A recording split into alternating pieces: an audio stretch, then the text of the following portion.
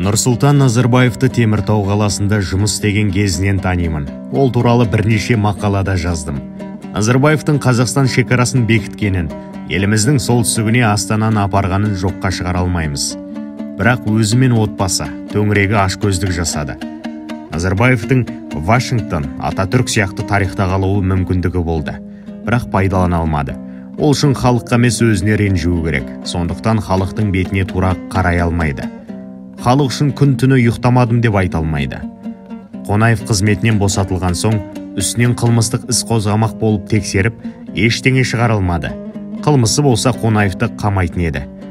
Бұл адалдықтың, кіршіксіз тазалықтың, елге ғана қызмет ететіндігінің белгісі. Қонаевтың қолы таза болды. Ол кісі қызметінен кеткеннен кейін де барып сәлемдестім. Қарапайымдығы мен сыпайылығына, мәдениетіне қатты таң қалдым.